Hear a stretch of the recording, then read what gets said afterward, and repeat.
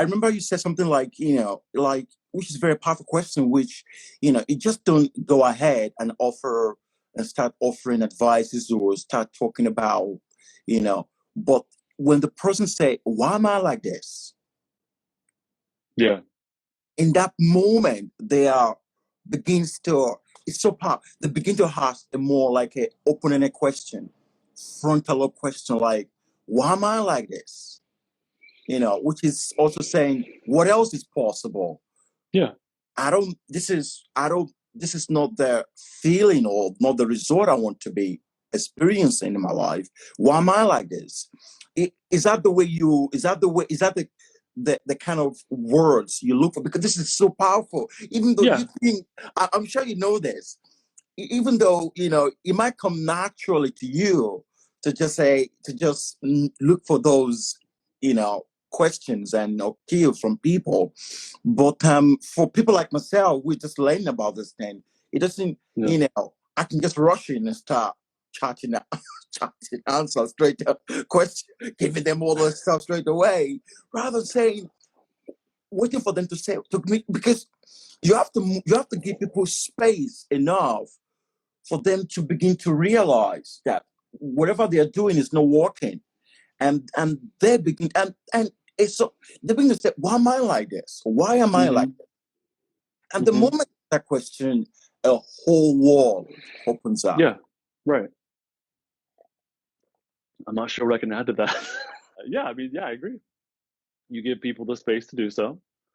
And I'll add to it this way. I think the way you give space to people is by being in your own ventral vagal state of safety and social engagement. And when you do that, that will allow you to feel empathy. So you'll feel in some way what the other person's feeling without judgment and without blame.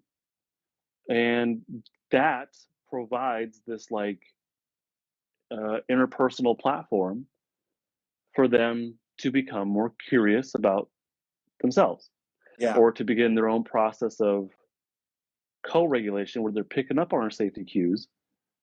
And if they're able to pick up on our safety cues, then they'll be able to climb their, it's called the polyvagal ladder, up into their biology for safety and social engagement. It's for safety. And once there, they will become more curious about like themselves or about what it is like to be them or why they are the way they are. But out of curiosity, not out of evaluation. Like when we're in a flight fight energy, we can easily evaluate ourselves in a negative way. And what I'm talking about is being in a safety state and being like curious, like, why do I feel this way? Why am I like this? Why do I feel this way day in, day out? That's different than like, what's wrong with me and why am I so stupid? And that's different, you know what I mean? So if we can be as much as we can, no one's perfect. I don't expect that. As much as we can in our safety state, that will provide the safety or can help to provide safety enough for the other person to accept that co-regulation and to begin to climb up into their safety state. So it's not teaching, it's just being that safe co-regulative person. Also from that state we can be in our compassionate state, which is, again, like I said before, it's feeling empathy, but also our capacity to help. Because, and this is something Porter just talked about in my interview with him. Let's say like I'm with a client and they are talking about something painful and their eyes go wide and their facial affect goes flat, they're more monotone. So they're in this like defensive state. If I have empathy, I will feel that along with them. But if I just have empathy, my face is going to match theirs and I'll be like, and that's not co-regulation, that's not safety. So empathy is great, but if all I'm doing is matching what they're giving, that's going to send a danger cue to their system. And that's going to reinforce their danger state. Empathy is not enough. I have to be able to stay in my safety state. I have to be able to stay safe in my state, my ventral vagal state, feel what they're feeling, and be able to feel my own safety. as well.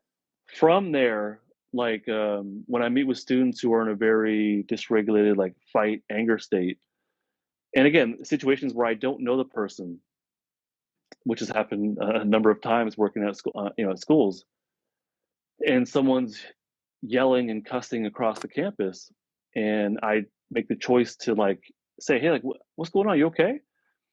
I have to feel their intensity on some level, but be okay. So when someone's yelling and cussing and they're really animated, I can meet them in that energy, but I'm okay. And they'll pick up on that.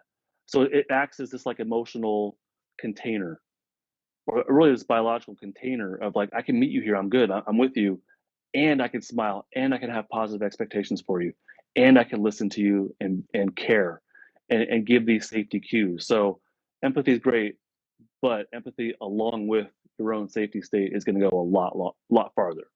And Amazing. being able and providing that safety platform for them to then become curious, to kind of wrap it up.